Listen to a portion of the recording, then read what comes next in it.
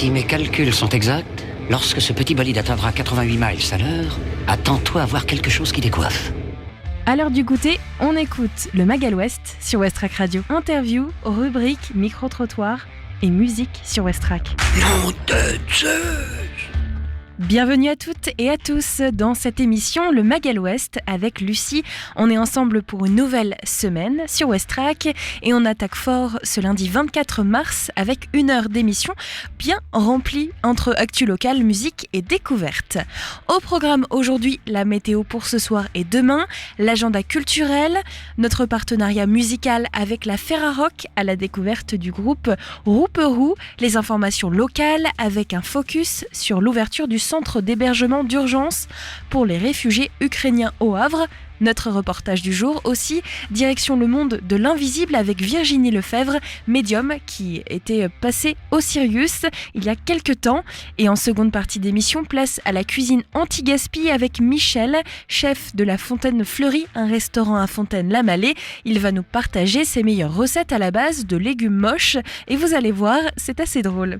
Tout ça, c'est juste une petite mise en bouche, donc installez-vous sur Westrack pour le Magal West qui démarre maintenant avec votre météo. Si vous êtes déjà dehors, vous l'avez peut-être remarqué, quelques gouttes de pluie sur le Havre cet après-midi. La température affiche 12 degrés, mais avec l'humidité ambiante, on a une sensation plus fraîche. Le vent, lui, reste raisonnable, soufflant à 10 km/h depuis le nord. Ce soir, changement radical d'ambiance, les nuages s'éclipsent et laissent place à un ciel totalement dégagé. Les températures vont chuter largement à 11 degrés avec une sensation plus proche des 8, notamment à cause du vent qui se renforce à 18 km/h en provenance du nord-nord-est. Demain matin, le soleil sera au rendez-vous et dominera largement le ciel havrais. Il sera plus frais avec 8 degrés et un vent léger de 7 km/h côté ouest-nord-ouest. L'après-midi, grand soleil et une température qui va grimper jusqu'à 11 degrés. Un vent toujours modéré, 12 km/h en provenance de l'ouest-nord-ouest. Enfin, demain soir, on garde ce ciel dégagé, parfait pour une balade nocturne. Température fixée à 10 degrés avec un vent léger ne dépassant pas les 13 km/h depuis le nord-ouest. Voilà pour votre météo. On fait une petite pause info locale avant de retrouver l'agenda culturel. Les infos locales sur Westrack. Le flash. Bonjour, voici les informations locales de ce lundi 24 mars 2025. Au Havre, les réfugiés venus d'Ukraine ont désormais leur centre d'hébergement d'urgence. La SNCF, Habitat et Humanisme et la ville du Havre ont inauguré en fin de semaine dernière un centre d'hébergement d'urgence pour les réfugiés ukrainiens dans l'ancien foyer des cheminots de la SNCF. Ce sont 40 personnes âgées de 19 à 80 ans qui sont accueillies ici. Le Havre, la maison d'artistes Incarnato va vivre une nouvelle aventure. Après un an de fermeture, la maison d'artistes Incarnato dans le quartier des Ormeaux au Havre rouvre ses portes sous l'égide de l'association Ariou. C'est donc du côté de l'art urbain multidisciplinaire qu'Incarnato regardera pour habiller ses murs. Expositions, ateliers créatifs, résidences d'artistes, cafés associatifs et DJ set y seront organisés en dépassant les limites de genre artistique. Le tri des biodéchets arrive enfin au Havre. Le Havre déploie ses premiers points d'apport volontaire des biodéchets. En fin de semaine dernière, 6 ont été installés dans le quartier Saint-François. À terme, le territoire de la communauté urbaine Le Havre-Seine Métropole en comptera 750. Chaque habitant peut récupérer un bioseau gratuitement auprès de l'ACU. Le camping municipal d'Étretat va-t-il rouvrir pour la saison prochaine ? Le camping municipal d'Étretat fait l'objet d'un complet réaménagement depuis 2024. Les touristes devront encore patienter pour y planter leurs tentes. Les travaux ont pris du retard et la facture s'envole. Réouverture prévue pas avant le 15 juin 2025. À Fécamp, la Croix-Rouge mobilisée en faveur de l'accès à l'hygiène pour tous. Face à des besoins qui ne sont pas toujours verbalisés, la Croix-Rouge, via son unité locale des Hautes-Falaises, a tissé un partenariat avec le CCAS.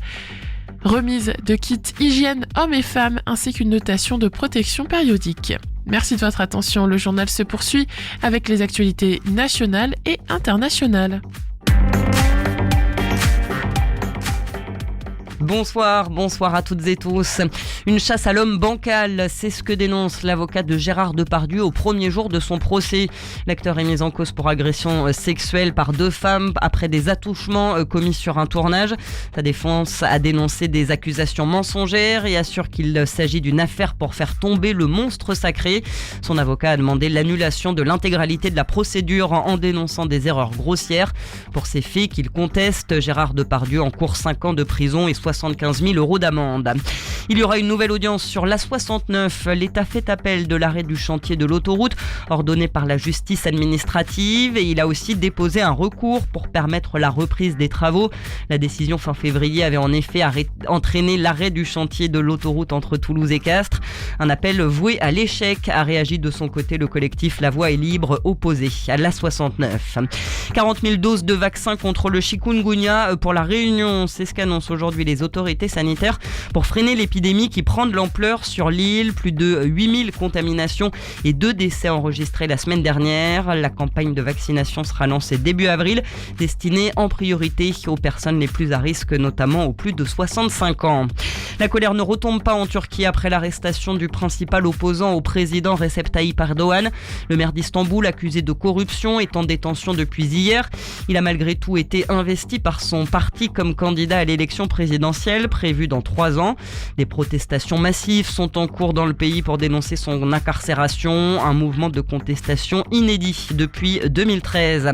Et puis Alizé Cornet ressort sa raquette. La joueuse de tennis de 35 ans qui avait annoncé sa retraite l'an dernier annonce aujourd'hui son retour. Elle va participer à l'Open de Rouen mi-avril.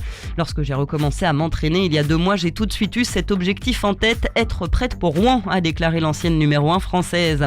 Bonne fin de journée à notre écoute.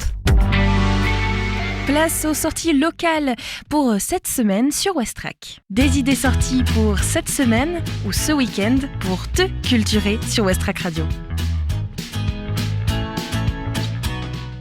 En ce début de semaine, c'est le moment de faire le plein d'événements. Il se passe plein de choses ce soir notamment et demain. Au Havre, un concert de la chorale de l'université, l'atelier chorale de l'université en partenariat avec le conservatoire Arthur Honegger vous invite à son concert de fin d'année au programme pop, rock, soul et quelques surprises. C'est ce soir à 19h au conservatoire Arthur Honegger, 70 rue Cours de la République. L'entrée est libre dans la limite des places disponibles. Ce soir, toujours à Fécamp du cinéma avec Casque d'or, classique du cinéma français, Casque d'or de Jacques Becker vous embarque dans une des plus belles histoires d'amour du 7e art. Projection restaurée en 2022 suivie d'un moment d'échange avec les spectateurs. C'est ce soir à 20h30 au cinéma Grand Large, place Adolphe Bellé à Fécamp, tarif 6,20 €. Dernier événement à noter, cette fois-ci, c'est du théâtre Boule à Neige au Havre. Que vous la trouviez kitsch ou culte, la Boule à Neige fait l'objet d'un spectacle drôle et documenté mené par Mohamed El Khatib et Patrick Boucheron. C'est à 20h demain, mais aussi mercredi à 19h et jeudi à 20h au Volcan. Le tarif est compris entre 5 et 25 €. Info réservation au 02 35 19 10 20. Je vous propose de marquer une petite pause dans notre programme, direction la musique avec la découverte Ferrarock. Cette semaine, nous découvrons le groupe Rouperou. Westrack et la Fédération des radios associatives Musiques Actuelles, la Ferrarock, vous partagent la découverte musicale du jour.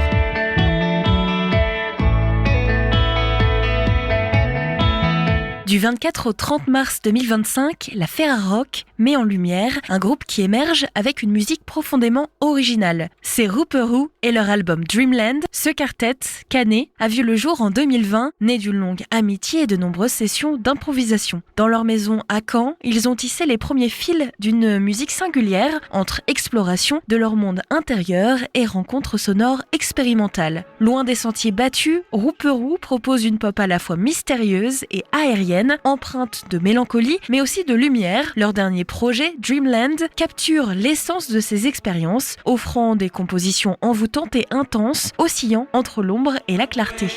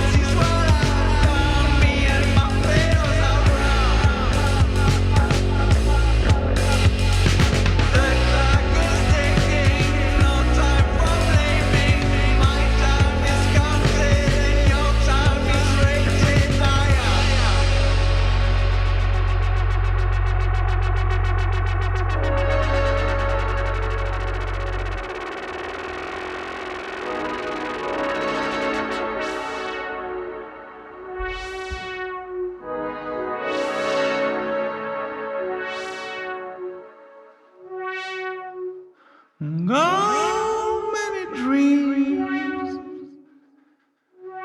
How many minutes still before I wake up? Before I wake up? Wake up!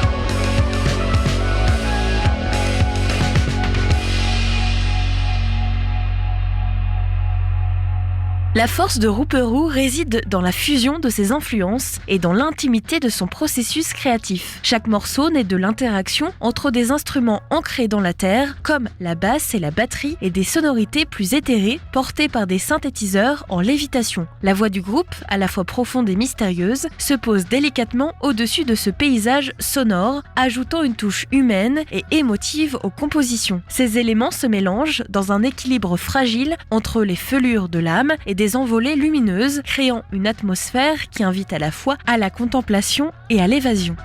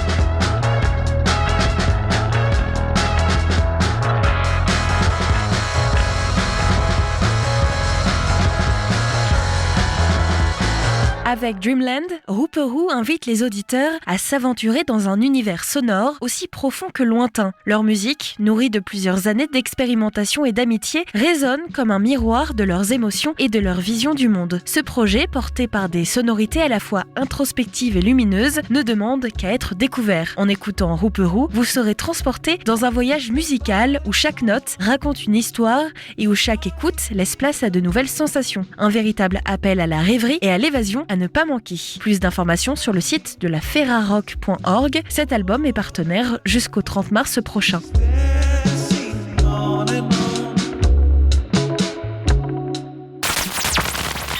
Le Mag à l'Ouest, info, divertissement et bonne humeur sur Westrack.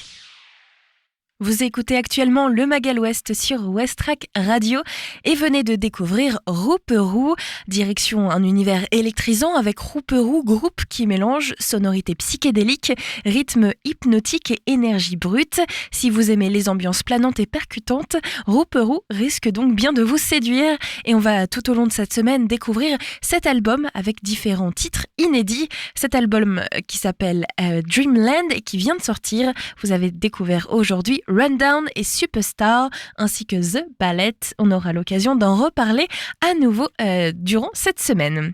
On plonge tout de suite dans un univers mystérieux, celui de Virginie Lefebvre, qui est médium au Havre, ancienne flic. Elle est passée au Sirius pour une médiumnité publique. Comment perçoit-elle l'invisible ? Réponse tout de suite dans ce reportage sur Westrack. 19h38, les portes de la grande salle du Sirius s'ouvrent. À l'intérieur, près de 300 personnes attendent déjà, certaines depuis plus d'une heure. L'atmosphère est particulière, entre excitation et éclat de rire. On pourrait croire qu'une projection les attend, mais ce soir, le voile entre le monde des vivants et celui des défunts va s'estomper. Virginie Lefebvre, médium originaire du Havre, va guider les âmes et les vivants en quête de réponses. Pendant près de 3 heures, la médium, ancienne flic, prêtera sa voix aux âmes disparues. Son but, rassurer les vivants, tisser un lien entre les deux mondes et peut-être éclairer un peu plus le mystère de l'éternelle question: que devient-on après notre mort ? À l'entrée, une boîte discrète. Un à un, les spectateurs y glissent la photo d'un être cher disparu. Un souvenir délicatement déposé, dans l'espoir peut-être que ce soir, celui-ci prenne vie, qu'un signe vienne raviver sa présence. Bonsoir, les photos c'est bon, ça y est. Merci. Est-ce que vous avez des photos Ça y est, c'est déjà donné. Ok, ça marche. On le récupère à la fin. Oui, pas de soucis. Bonsoir, est-ce que vous avez des photos à déposer? Non, merci. Bonne soirée. Merci. Bonsoir, est-ce que vous avez des photos à déposer? Non, merci. Non, on fait confiance. Vous avez raison. Famille, couple, personnes seules, tous venus pour la même chose, un signe. Une preuve que l'au-delà n'est pas si loin, que le fil entre ici et ailleurs ne s'est pas totalement rompu. En attendant l'arrivée de la médium, quelques notes de Céline Dion flottent dans l'air, les rires se mêlent aux accolades, les manteaux se retirent et chacun et chacune prend place dans les fauteuils rouges, prêts à plonger dans l'inconnu. Ce soir, Virginie Lefebvre, médium reconnue et native du Havre, se produit au cinéma Le Sirius pour une conférence suivie d'une séance médiumnique. Rencontre avant cette soirée prometteuse. Virginie, bonsoir, merci tout d'abord de nous recevoir avant cette conférence. Revenir pratiquer au Havre, je sais que c'est important pour vous, c'est une expérience particulière. Vous avez fait une promesse à une dame qui vous a aidé au début de vos séances de médiumnité, une promesse de revenir souvent dans cette région. Alors qu'est-ce que ça fait de pouvoir tenir cette promesse et surtout cette fidélité à cette région ? Bonsoir, merci. Merci à vous d'être là et de l'intérêt que vous portez à mon activité. C'est important pour moi de pouvoir être sur le Havre en hommage à Colette qui avait créé donc l'association Éphémère. Et donc ça me rappelle mes débuts en 2014, 2012-2014 où j'intervenais dans une salle en fait d'un hôtel sur le Havre et jamais je n'étais retournée faire une séance médiumnique sur le Havre. Donc c'est la première fois ce soir. Et ce soir ça se passe donc dans la salle du Sirius au Havre. Vous allez donc prendre contact avec les défunts. Un cinéma, c'est un lieu de passage et de grande activité émotionnelle. Déjà ce soir, il y a beaucoup de monde. Les murs, est-ce qu'ils gardent une mémoire? Et surtout, est-ce que cet environnement peut influencer votre connexion avec les défunts? Tout à fait, exactement. La mémoire des murs, la mémoire des lieux, c'est quelque chose d'extrêmement important. J'ai la chance d'être reçue par Stéphane, qui, je dirais, tient un lieu mythique, emblématique du Havre. Et lors de ma première visite au sein de son cinéma, j'ai eu la chance de pouvoir entendre un défunt lors de ma visite des lieux. Il s'agissait de son papa. Donc, je dirais que j'ai déjà eu un beau clin d'œil de son papa qui m'accueillait chaleureusement son papa décédé, qui m'accueillait chaleureusement en fait dans ces lieux. Donc, je pense que ce soir, ça va être une belle séance avec ce monsieur qui va être là, qui va être présent également autour de nous. Et ça va être une très très belle séance, je l'espère. Jamais avant une séance, je peux savoir comment ça va se passer, mais je me mets en tout cas dans les conditions idéales pour que ça se passe extrêmement bien. Est-ce que la taille de la salle influence aussi la séance? Vous faites des tailles très différentes. différentes. Je sais que vous essayez quand même de limiter le nombre d'entrées, évidemment, parce qu'il faut avoir la chance de pouvoir donner un message au maximum de personnes. Est-ce que ça influence quand même vos aptitudes ? En général, je suis dans la région sur des salles d'à peu près 300-350 personnes. Je trouve que c'est correct. Enfin, je n'irai pas au-delà parce qu'après, c'est trop de fatigue, beaucoup de défunts présents, beaucoup de gens frustrés également parce que ne pas recevoir de messages peut être une frustration. Hein. Le consultant, le vivant, je ne dis pas spectateur parce que ce n'est pas un spectacle, peut repartir effectivement frustré en se disant mais je n'ai pas eu de message, mon défunt m'en veut, pourquoi il n'est pas venu. Je sais qu'il y a aussi cet état d'esprit en fait de certains, donc ça d'ailleurs je le préciserai en début de séance pour que voilà, personne ne reparte frustré ou en colère contre leur défunt. Est-ce qu'il vous est déjà arrivé de ressentir la présence d'un défunt qui n'est pas lié à une personne mais à un lieu ? Est-ce que vous pensez que certains esprits attachés au Sirius pourraient vouloir se manifester ce soir ? Alors vous m'avez déjà répondu avec donc le papa de Stéphane, mais peut-être d'autres possiblement ? Alors effectivement, les lieux regorgent de leur histoire, de leur passé. Et effectivement, dans certains lieux, on capte des défunts qui ont travaillé en fait ici, qui ont une histoire dans ce lieu ou dans d'autres. Et effectivement, les lieux influent beaucoup. Est-ce qu'il vous arrive de ne pas transmettre des messages ou les transmettre à moitié, des choses que vous captez notamment lors de séances collectives ? Il y a du monde, il y a des messages aussi qui peuvent être très intimes. Et si oui, est-ce que vous avez un peu une manière de décider, est-ce que je vais parler de ça, est-ce que ça je le garde pour moi, est-ce que les défunts acceptent aussi que vous gardiez des choses pour vous ? Alors, je me dois de transmettre dans la totalité, dans l'intégralité de ce que je vais recevoir. Parfois, effectivement, il y a des histoires qui sont extrêmement intimes, parfois lors de suicides. Il m'est arrivé très souvent de demander à la personne de la voir à la fin de la séance. Et là, en fait, je lui transmets l'intégralité de tout ce que j'ai pu voir, de tout ce que j'ai pu entendre. Mais jamais je ne garde quelque chose. Et vous savez, même si c'est une salle de 300 personnes, il y a quand même un côté un peu intimiste. C'est aussi à moi d'animer, d'apporter cet esprit intimiste, le fait de se sentir en confiance. On n'a pas l'impression d'être 300, on a vraiment l'impression d'être dans une soirée moitié moins, et certains vont se livrer lorsque je vais toucher juste sur certaines choses. Certains vont se livrer, d'autres vont être totalement tétanisés, ne vont pas vouloir en fait prendre la parole, prendre le micro ou s'exprimer, chose que je peux totalement comprendre. Mais là ce soir il y aura la présence d'un micro qui sera donné, une jeune fille du cinéma d'ailleurs qui s'est proposé de passer le micro à chaque fois. Donc alors ça c'est important aussi pour les personnes qui assistent. Ceux qui sont placés loin, qui n'entendent pas la réponse, parfois vont être frustrés, vont parler, vont décrocher, vous voyez. Donc il faut vraiment mettre tout le public dans cette séance. Cette séance, vous l'appelez conférence. Est-ce qu'il y a un thème que vous abordez à chaque fois ? Alors sur le Havre, je ne fais que des conférences médiumniques publiques. Dans les associations un peu partout en France, je fais à peu près 1 heure et demie de conférences sur un thème. Donc ça peut être les vies antérieures, ça peut être des conférences sur mes livres. Et après, je fais entre 1 heure et demie de médiumnité. Le Havre, exceptionnellement, enfin le Havre, évidemment, la Normandie, je fais en fait donc 1 heure et quart, on prend une pause et je repars après sur 1 heure et quart, 1 heure et demie encore de médiumnité. Donc ici, dans ma région, je donne plus qu'ailleurs au niveau des messages. J'ai la chance d'avoir énormément de personnes de la région qui me consultent, qui se déplacent aujourd'hui. Voilà, pour moi, c'est un peu un cadeau, on va dire, au Havrais. Je fais ça vraiment uniquement ici. Certaines associations m'ont déjà demandé de faire la médiumnité sur les 2 parties. C'est extrêmement fatigant et je me réserve en fait pour ma Normandie. On va parler un peu de vos livres. Dans vos livres, vous abordez des éléments complexes comme les archanges. Ça peut parfois toucher un peu au domaine du religieux. Alors je me posais la question, comment est-ce que vous vous situez sur les questions de la vie après la mort qui peuvent toucher justement des croyances religieuses ? Est-ce qu'il y a des limites pour vous de sujets dont il ne faut pas parler, des limites où il ne faut pas aller plus loin dans la question de divinité, de religion ? Alors la religion effectivement est un sujet que j'aborde très rarement. Et d'ailleurs dans mon bureau, j'ai plusieurs choses dans mon bureau. J'ai la Bible, j'ai la Torah, j'ai le Coran également, j'ai des Bouddhas, j'ai pas mal de choses. Je suis croyante en un quelque chose, en une croyance divine. que j'ai peut-être du mal à nommer Dieu. Je crois en une présence divine, ça c'est certain. J'ai fait mon baptême, je n'ai pas fait de communion. Voilà, le côté religieux, je dirais que je suis encore en cheminement en fait. Vous voyez, aujourd'hui, encore en questionnement, et j'ai parfois de la colère, et je n'ai pas peur de l'exprimer. Je suis quelqu'un, moi, sans tabou. Je suis parfois en colère. Vous voyez, il y a encore peu de temps, j'ai un défunt donc qui exprime ses obsèques en expliquant à sa maman que c'était magnifique, que ça n'a pas été comme elle le souhaitait, mais que ce n'était pas grave.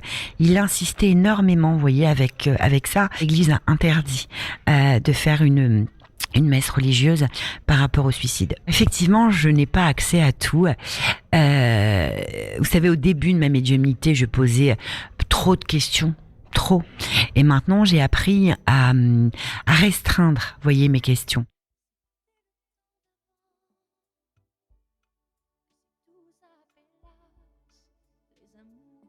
L'arrivée de Virginie Lefebvre est simple, sans fioritures. On aurait pu s'attendre à des applaudissements, mais comme elle le dit souvent elle-même, ce n'est pas un spectacle. Non, ce soir, l'heure est au calme, à la concentration. L'attente se fait sentir chez les spectateurs, sûrement. Pourtant, l'accueil est chaleureuse, empreint d'une bienveillance qui prépare le terrain pour ce qui va suivre. Est-ce pour certains, ce soir, la première fois que vous assistez à une séance médiumnique publique ? On va donner le micro en fait à la personne pour que vous, public, vous soyez en fait dans la séance. Alors, son départ a été brutal. On est sur une brutalité par rapport au départ. Et j'ai quelque chose de d'hémorragique, quelque chose de cardiovasculaire. Vous voyez dans ce qu'elle montre. J'aime moyen ce qu'elle me fait voir parce que le cardiovasculaire a été détérioré, si je puis dire. Elle a dû avoir des problèmes psychologique, il y a eu un mal-être, il y a eu quelque chose. Elle a fait de la dépression. C'est ce qui a engendré, vous voyez, le problème en fait cardiovasculaire. C'est ce qu'elle est en train de montrer.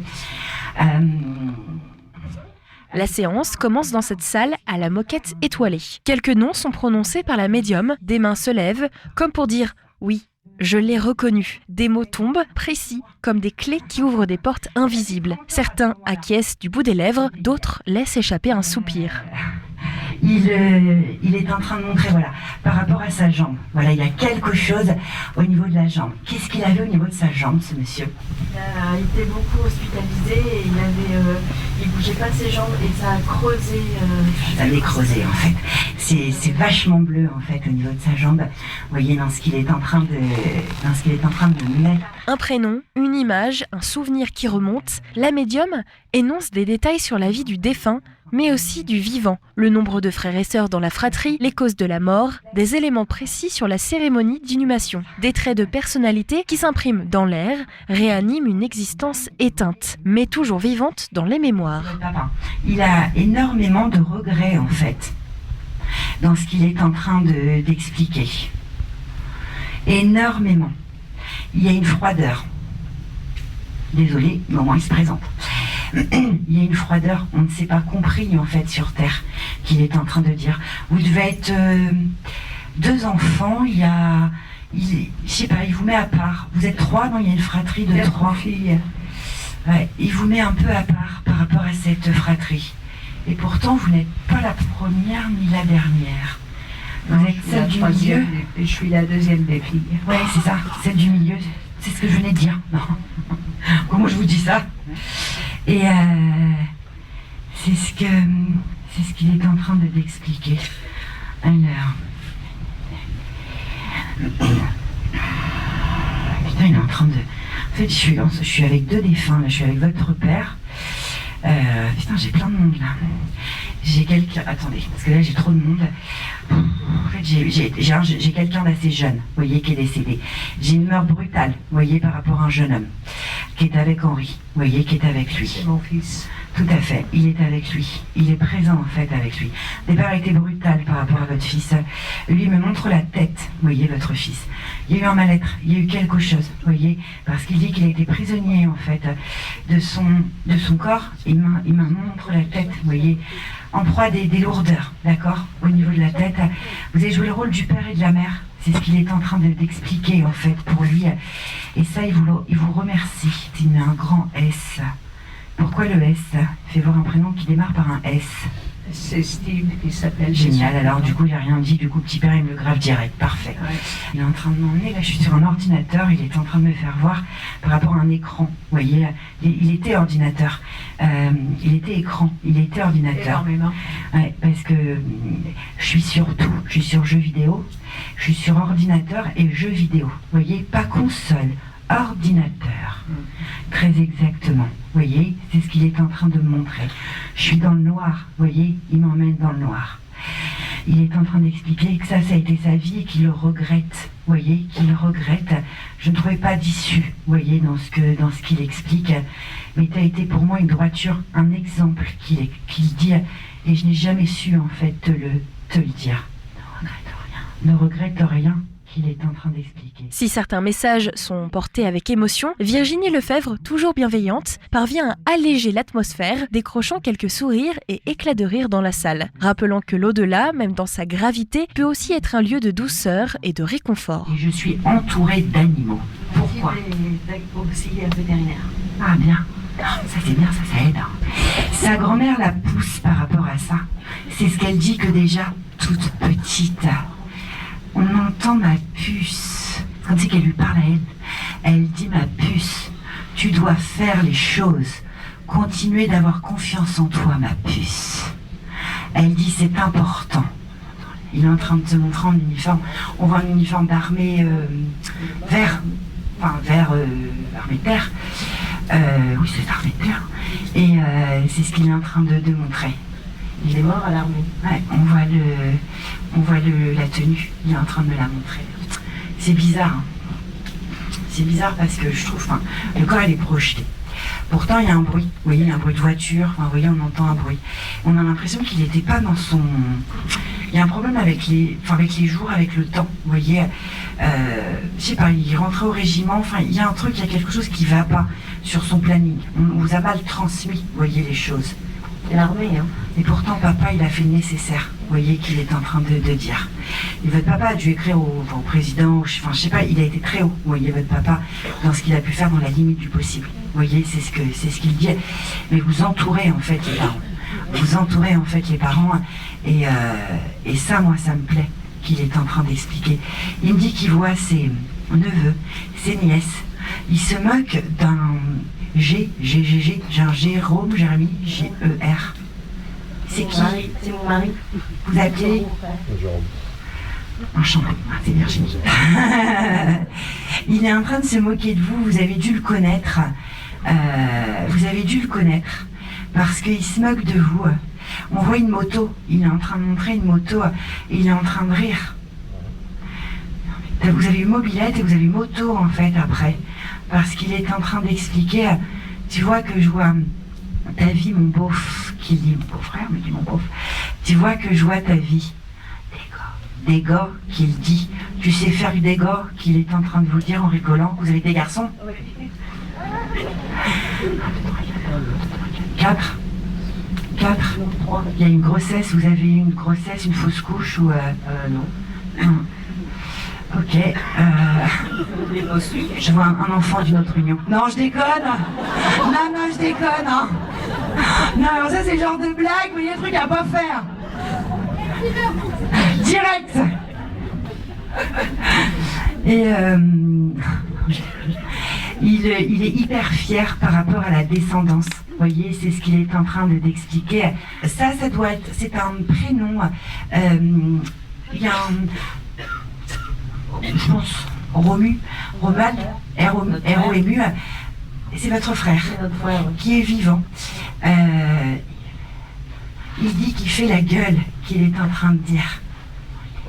Faut le détendre, qu'il est en train d'expliquer. Il y a une dame à côté, Jérôme, du coup je me permets, je l'appelle Jérôme. Il y a une dame, Jérôme, à côté de vous. Il y a une présence maternante à côté de vous. Vous avez dû perdre votre maman parce qu'elle apparaît, par enchantement, elle est à côté de vous, voyez, je dis votre petite maman, parce qu'elle se montre pas grande, vous voyez, dans ce qu'elle fait voir. Alors, là je suis contradictoire. elle a quand même du caractère, vous voyez, dans ce qu'elle nous montre, parce qu'on voit quand même du tempérament. Mais c'est que sa famille, vous voyez.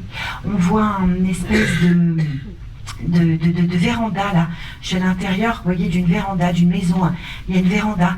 C'est des souvenirs qu'elle aime partager, vous voyez, votre maman. Ouais, elle m'emmène ici. Vous voyez, c'est un lieu de souvenirs. La médium évoque une porte bleue, un symbole qui semble avoir du sens pour elle, mais la personne concernée ne reconnaît pas du tout de quoi il s'agit. Une erreur, un message encore en suspens. Ici, tout ne se trouve pas toujours dans une réponse immédiate. Peut-être plus tard, peut-être jamais. Après tout, rien n'est certain. Mais dans cette salle, les incohérences sont rares. Attendez, moi je dis ça, vous l'avez trop couvert, enfin c'est pas un reproche, hein, mais il est beaucoup couvert. Vous voyez, vous avez remis un pull ou je sais pas ce que vous avez remis par rapport à la mise en bière, ce qui me remet quelque chose, vous voyez, sur les épaules, dans ce qu'il est en train d'expliquer. Vous aviez peur qu'il ait froid? C'est complètement vrai. Mais heureusement, madame. Sinon, je ferais une grosse mytho et je ferais 20 personnes en salle. C'est une première pour moi d'être là. Ah, Je suis très très très surprise, très émue. Eh bien, écoutez, pour moi, c'est une émotion aussi de pouvoir transmettre. C'est hyper important. La séance se termine soudainement. Après 3 heures de messages, les âmes vivantes et disparues méritent un instant de répit. À la sortie, notre micro se faufile entre les spectateurs, cartésiens et convaincus, en quête de réponses. Mais une chose est sûre pour tous, il est difficile de saisir ce qui vient de se dérouler dans l'intimité du Sirius, hors de portée des mots. Moi, je l'ai vu à Toulon au mois d'août. On n'en ressort pas tout à fait indemne, quoi.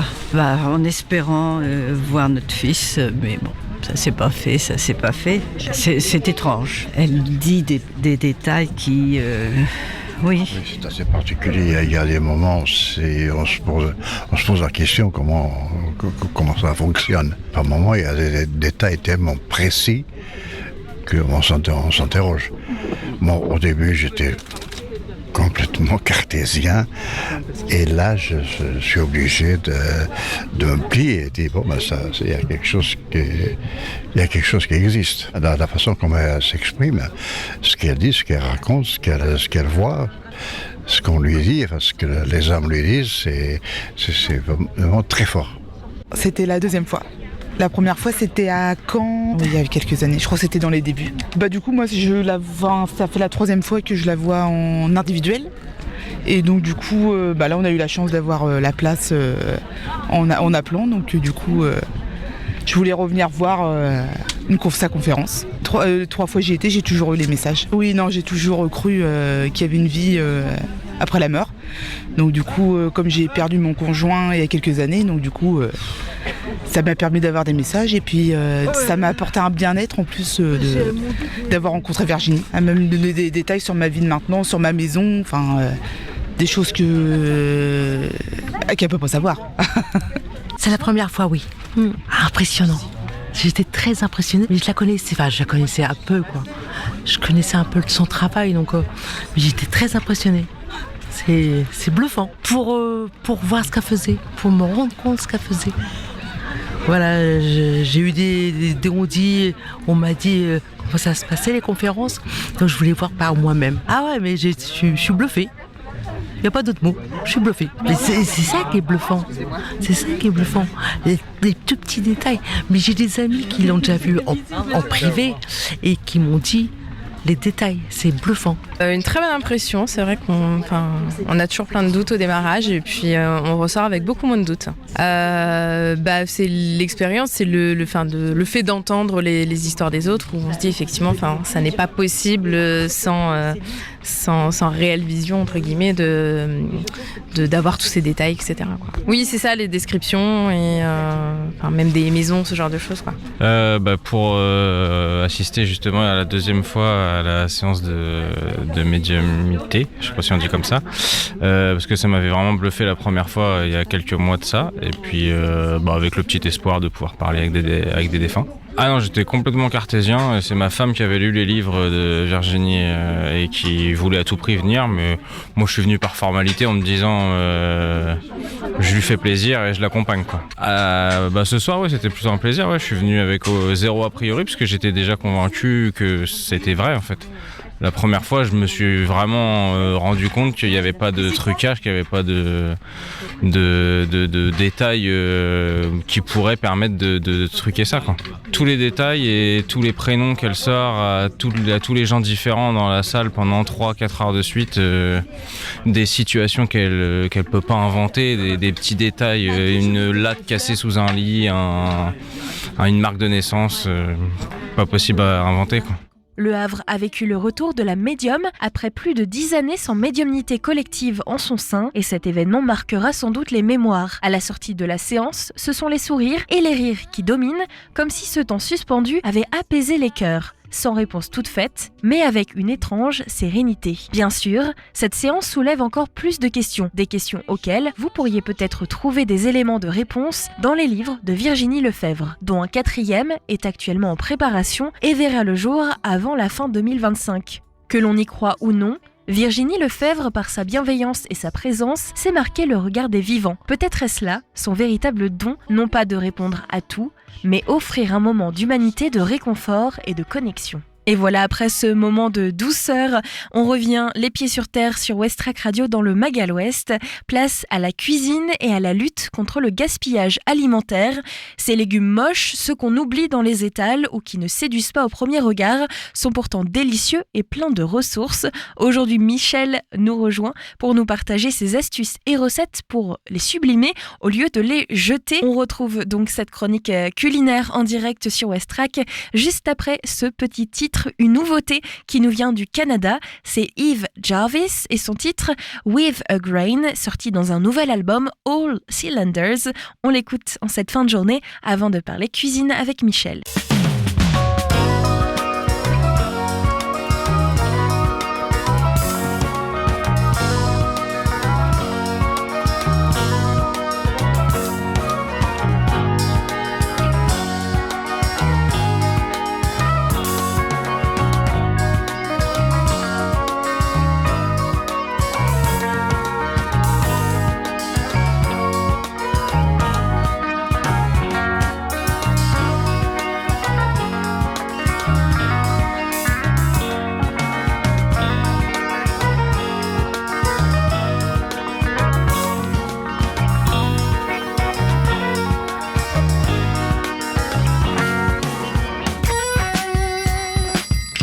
Everything I say, take it with a grain. Ever since the start, I've been pricked in heart. Everything I say, just a part to play. Nothing left to lose, no right to gain. False end, after a lifetime of fool's errands. False end into oblivion with me and me.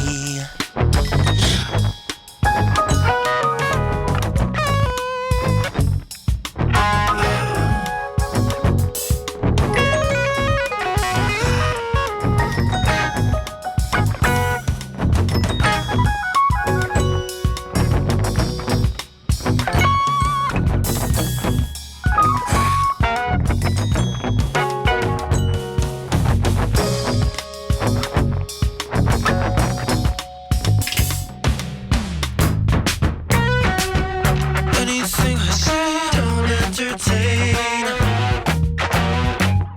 I won't be frank, I'm just a flake. Yeah. If you pierce it, I'll brace for the fall, baby. My foundation quakes as we handle the stakes. You said you didn't care. With a straight face, too self-aware for that to be the case. Yeah, you could spot that guy with your naked eye.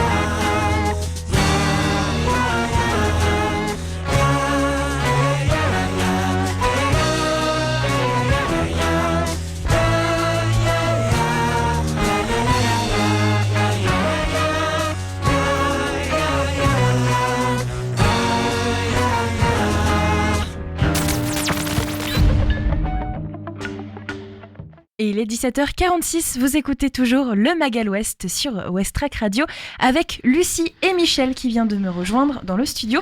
Salut Michel, est-ce que tu vas bien en ce lundi un peu pluvieux, un peu sombre, on ne sait pas trop la température. T'avais choisi ton manteau d'hiver ou tes lunettes de soleil? Moi, jusqu'en avril, ne te découvre pas d'un fil, donc je suis toujours en mode doudoune. Surtout avec cette journée. Alors aujourd'hui, on va parler d'anti-gaspi. Moi, j'étais plutôt partie sur les légumes moches. Ah ouais, les légumes moches. Est-ce que tu peux m'en parler un petit peu? Bon, alors les légumes moches, qu'est-ce que c'est? C'est les légumes qu'on ne veut pas dans la grande distribution ou même chez votre petit primeur parce que tout est calibré, normé. Si je te dis une pomme c'est bien rond, ça doit pas être difforme. Et tout ce qui rentre pas dans les catégories, les critères de sélection, on appelle ça légumes moches, fruits moches. Et alors, premier cas, c'est le pire, on laisse pourrir au sol. Dans le deuxième cas, on peut les acheter directement chez les producteurs. Alors, on n'en trouve plus, c'est très compliqué à en avoir. Mais sinon, avant, on en trouvait directement chez nos producteurs à la ferme. On arrive à en avoir de temps en temps à la MAP. Genre la double carotte, enfin des carottes qui ont des formes un peu bizarres, c'est souvent le cas. Il y a certains restaurateurs qui les travaillent, ça faut le préciser quand même. Mais sinon, ils peuvent être transformés malgré tout. Non, je pense bizarrement à l'industrie agroalimentaire, les compotes, les jus, voilà. La carotte, elle est moche, elle est pas très jolie, mais bon, elle peut aller très bien faire un jus de carotte. Voilà, ça marche, ou faire une compote, etc. On va en parler après, tout ça. Ça change pas le goût. Ah, même des fois, c'est même meilleur. Je vais expliquer pourquoi. Et Michel, quand tu dis on n'en trouve plus, qu'est-ce que tu veux dire? Est-ce que la réglementation a changé justement? Parce que qu'est-ce qui se passe avec ces légumes moches? Parce que quand on a essayé de les vendre dans les services de la grande distribution, ils ont fait l'effort. Or ça date de 2014. La grande distribution, je vais en citer quelques-uns parce que c'est ceux qui ont vraiment fait des efforts dans ce sens. Il y a eu Intermarché, Auchan et Leclerc où il y avait un rayon légumes et fruits moches, donc c'était un petit peu moins cher, sauf que personne n'en voulait, quoi. Donc l'essai a été concluant, malheureusement, c'est que personne n'en veut, même le particulier. Mais pour rester, qu'est-ce qu'on en fait encore de ces légumes moches, parce qu'on leur donne quand même une deuxième vie, c'est aussi les cosmétiques. Ça peut être réutilisé dans les cosmétiques et surtout l'alimentation pour les animaux, quoi. Au lieu de leur filer du fourrage dégueulasse au soja industriel, non, voilà, je le dis avec ironie, mais voilà, on peut leur donner une deuxième vie. Sachant que même quand ils pourrissent au sol, ils nourrissent les sols, donc il y a un cycle de vie pour ces légumes. On peut en trouver. Alors, est-ce qu'ils sont bons? Oui, ils sont très bons. Alors, généralement, pourquoi? Parce que la nature est bien faite. On a beau sélectionner. À un moment, elle a envie de faire ce qu'elle veut, la nature. Et donc, les formes bizarres et ainsi de suite, c'est souvent des fruits et légumes qu'on trouve chez les copains qui font leurs propres légumes. On dit regarde, elle est bizarre ma tomate et tout, mais quand on goûte, elle est vachement meilleure parce qu'il n'y a pas eu de produits industriels, phytosanitaires dessus, et généralement ils ont meilleur goût, et voilà. Donc si vous avez des légumes moches ou des fruits moches, faut pas hésiter, goûtez-les, ils sont nettement meilleurs généralement. Ça, voilà, les légumes moches, c'est un peu la fin de vie de ces pauvres fruits et légumes. Mais sinon, après l'anti-gaspi, quoi, voilà, on est dedans. En plus, j'ai vu un petit truc sur Internet il n'y a pas très longtemps là-dessus. À une époque, on reprochait de mettre de la cire autour des pommes. Alors, il faut savoir que les pommes, ça se conserve très très longtemps. Là, ça a été récolté fin de l'automne, septembre, octobre, par là. C'est octobre-novembre, c'est souvent la belle saison des pommes et des poires. Avant, on mettait de la cire dessus, ça évitait qu'il y ait une oxydation et on les préserve, mais ça se conserve pendant des mois, les pommes. Et maintenant, il y a une nouvelle technique. Alors, le problème, c'est qu'il y a des anti-moisissures, ainsi de suite. Alors ça, c'est pas très bon, c'est pour ça que si c'est pas une pomme bio, je vous conseille fortement de l'éplucher. Ça, c'est très important. Faut pas manger la peau. Faut éviter à tout prix sur beaucoup de fruits et légumes. Mais sinon, là, à l'heure actuelle, ils ont trouvé une nouvelle technique qui fonctionne. Je vais prendre l'idée de la tomate. C'est qu'on met une sorte de gelée dessus qui est fabriquée à partir d'algues. Donc, c'est naturel. Donc, ça fait une petite pellicule. Du coup, plus besoin de anti-moisissure sur ces produits-là. Et on peut les conserver, mais 10-20 jours de plus que ce qu'on les conservait au frigo. Alors, il faut savoir qu'une tomate non traitée, ça se garde 3 à 1 semaine grand maximum. Si elle est traitée, vous le voyez tout de suite, elle fait des petits points. Je parle de la tomate conservée en bas du frigo. Elle va faire à peine des petits points noirs, mais elle restera bien ferme et ainsi de suite. Ça, c'est sur les moyens de conservation actuels. Donc, le plus souvent, c'est des produits qui sont passés par un giste, donc irradiés. Il n'y a rien à craindre. On est irradié tous les jours par le soleil. C'est des faibles taux de radiation. Alors, si on met un compteur Gégère dessus, il n'y a rien du tout. C'est juste pour casser un peu l'ADN et des bactéries, ainsi de suite dessus. Et ça permet des conservations plus longues. J'ai appris récemment, enfin je le savais un petit peu, mais en fait les taux de vitamines sur un produit légume frais descendent très très vite. Je m'explique, on cueille une tomate, je vais rester sur ma tomate tout le long, je le sens. La tomate, au bout de 24 heures, elle perd déjà 25% de sa vitamine C, donc de sa valeur nutritive. Et c'est ainsi de suite pendant 24 heures. Donc déjà au bout de 3-4 jours, elle a plus de... Voilà, c'est juste du volume, il n'y a plus de grande capacité. Le meilleur moyen de conservation, et là c'est anti-gaspi, c'est la congélation. Donc voilà, faut pas hésiter, je ne l'ai pas mangé, je le congèle, c'est le meilleur moyen de conserver un aliment dans tous les cas. Faire attention, c'est pas éternel non plus. En fait, on perd beaucoup en qualité gustative, pas forcément sur les qualités nutritives, sur un produit surgelé ou congelé. Donc d'abord, c'est fou, il y a une époque où on aurait dit l'inverse, on mangeait du frais et pas du surgelé. À l'heure actuelle, pour être en bonne santé, il vaut mieux manger des fruits et des légumes congelés. Ensuite, faut trier, faut savoir comment stocker ces fruits et légumes. Tout ne va pas dans le frigo. Les pommes ne vont pas au frigo, les bananes ne vont pas au frigo, les avocats, les oignons, l'ail ne vont pas au frigo. Il y a plein de choses qu'on met systématiquement au frigo qu'il ne faut pas mettre au frigo. Là, je vous demanderai d'aller farfouiller un petit peu sur Internet. Vous trouverez comment. Il est pareil, il y a des choses à ne pas mettre côte à côte. Si on met une pomme à côté d'une banane, ça accélère la maturation de la banane. Alors ça peut être bien. Quand on a des avocats pas trop mûrs, on met une pomme à côté, hop, ça accélère. C'est des échanges d'acides entre les fruits et les légumes qui fait que ça accélère plus ou moins la maturation et la fermentation de nos fruits et légumes. Donc déjà, le stockage, c'est important. Nettoyer avant aussi. Peut-être les laver avant, ça peut être très bien. Ça vous fait en plus économiser du temps quand vous en avez besoin. Quitte à juste les rincer, avant utilisation. Du coup, ils sont lavés. Alors là, on va rentrer vraiment dans le vif de l'anti-gaspillage. Qu'est-ce qu'on fait ? Quand vous épluchez, par exemple, vos légumes, vous gardez les plures. Vous les congelez. Et quand vous avez besoin de faire un bouillon de légumes, au lieu de gaspiller des légumes, vous utilisez vos épluchures propres pour faire un bouillon de légumes. Donc même la plure de l'oignon, la plure de l'ail, le verre de poireau, la peau de la carotte, tout ça, ça permet de nourrir très facilement un bouillon de légumes. C'est mieux que, par exemple, pour cuire ses pâtes.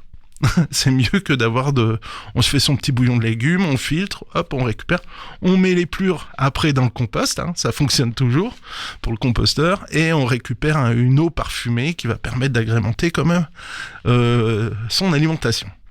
Et en plus, c'est souvent dans les pots qu'on a le plus de vitamines, donc il faut le savoir, il faut essayer de récupérer tout ça. C'est vraiment dans l'anti-gaspi. On va me dire, ouais, mais les plures de pommes de terre... bof dans le bouillon de légumes. Non, les plures de pommes de terre, si vous les avez bien lavées, vous en faites des chips, ce qu'on appelle les chips portugaises. C'est pas un truc pour anti-gaspi, c'est vraiment gustatif. Moi, j'aime bien. Alors les gens, manger la peau des pommes de terre. Quand vous achetez Deluxe Potatoes, qu'est-ce que c'est ? C'est des pommes de terre non épluchées qu'on a mis juste un peu de paprika et balancé à la friteuse. Donc, oui, on peut manger la peau des pommes de terre, c'est plutôt bien. Ça a plus de goût, même, généralement. Moi, j'aime bien, c'est plus rustique, les chips portugaises. Ça, c'est, par exemple, pour l'épluche. On récupère tout ça. Vos tomates, si elles commencent à être un peu mollassonnes, je parle pas des parties pourries, non, vraiment juste un peu mollassonnes. Pensez à faire des soupes, des coulis, faire des bocaux. Comme ça, vous pouvez, en plus, si c'est celle de cet été, les tomates de cet été, comme ça, vous avez un bon coulis de tomates pour cet hiver. Petite soupe chaude, tomates, vermicelle, c'est pareil, ça fait du bien, quoi. Ça réchauffe, ça donne du baume au cœur. Donc ouais, après, c'est toutes les soupes. Voilà, les légumes, ils sont un peu fatigués. Ah zut, il me reste une patate, 2 carottes, un oignon. Putain, allez. Petite soupe un peu hivernale, ça fait du bien, ça réchauffe. Surtout pas aujourd'hui, là, franchement, il fait frais. Ouais, les soupes, les coulis, faut y penser. Les purées, compotes pour les fruits. Ça, c'est... voilà. Et en plus, on fait ça compote, on met ça dans un bocal. Tiens, je reçois du monde, hop, petite tarte aux pommes. Ah, génial, qu'est-ce qu'il y a dans ta compote? Il me restait 2-3 fruits en plus, que des pommes, hein, et ça peut être autre chose que des pommes dans votre compote. Les confitures, ça c'est quand même chouette le dimanche matin quand on se fait le petit-déj, d'avoir une petite confiote à étaler sur un bout de pain ou un bout de brioche. Donc transformer systématiquement les produits. Après, comme je disais...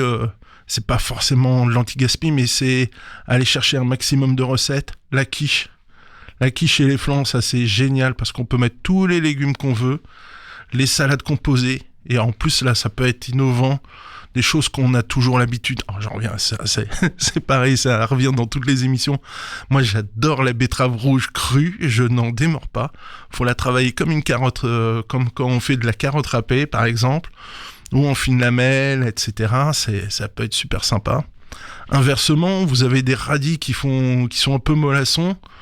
Vous les lavez, vous les poêlez au beurre et voilà, ça vous fait une petite entrée chaude, sympathique. Tiens, je vais faire ça au resto cette semaine en plus. Faire des petits radis chauds, là, voilà. C'est en plus... On a tellement l'habitude du radis, beurre, sel, classique. Voilà, faut sortir un petit peu des sentiers battus, se faire des petites entrées un peu innovantes comme ça. Et en fait, faut chercher tout le temps des recettes. Faut prendre le temps de cuisiner. L'anti-gaspi, j'ai toujours un cuisinier, ça me fait sourire à chaque fois quand quelqu'un me dit j'ai un concept de nouveau restaurant. Je fais, ah ouais, tu vas faire quoi? Je vais faire de la cuisine faite maison et du local. Je fais, non, ça s'appelle cuisiner, c'est normal. Et il y a eu aussi une troisième prérogative chez chaque cuisinier professionnel normalement, c'est l'anti-gaspillage. On ne jette rien, on a aussi du respect, autant de respect pour les légumes que pour les animaux. Voilà, quand c'est une poule, les os, on les jette pas, on en fait un bouillon de poule. Pour les légumes, c'est pareil, les plures, etc. On ne gaspille pas, on recherche à utiliser le produit jusqu'au bout, ne serait-ce que pour des raisons économiques. Hein. C'est notre gagne-pain, mais c'est aussi par respect par rapport au producteur qui sait, je vais rester poli, casser les pieds, qui s'est quand même bien tracassé pour avoir un beau produit. Si on achète des carottes avec les fans, on les jette pas, on peut en faire une soupe, on peut en faire un bouillon de légumes, on peut en faire, je cherche mes termes, tant pis, c'est pas grave.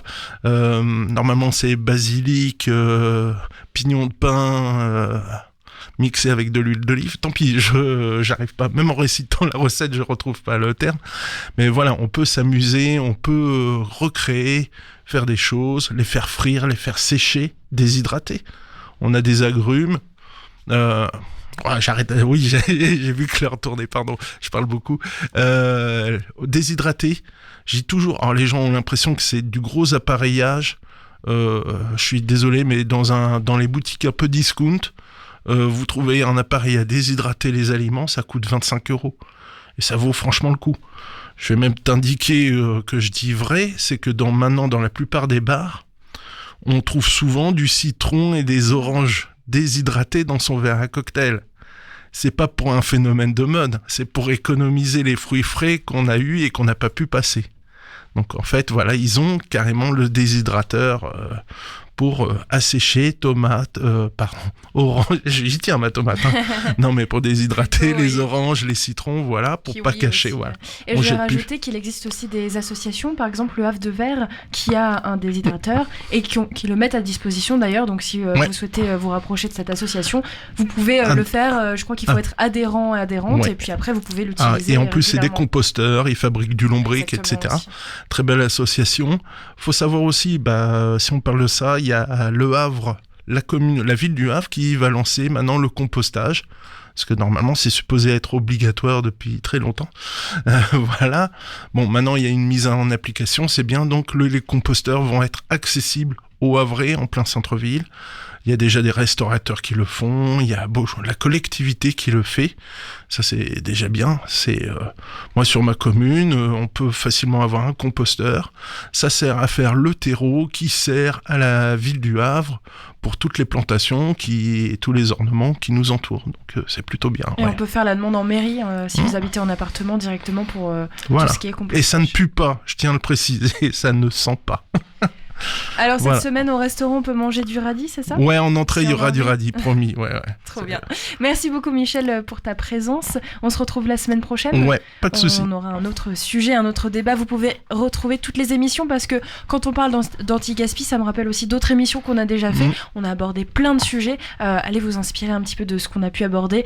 Et puis aussi l'émission Gastronomiquement Vôtre. Parfois il y a quelques petits tips. Parfois ça parle de légumes, quelquefois. J'ai l'impression que le lundi on parle plus de légumes. Quand Henri est pas là, on parle de légumes. Samedi, mais ça pourrait arriver. Une fois vous aviez fait une émission spéciale VG, donc on sait jamais. J'espère encore. Merci beaucoup Michel. Il est 18h03 sur West Track Radio. Votre soirée commence avec la musique First Page. Le titre s'appelle Shallow. On part en Australie, peut-être un peu plus chaud là-bas. Et je vous souhaite une très bonne soirée. Je vous dis à demain sur West Track.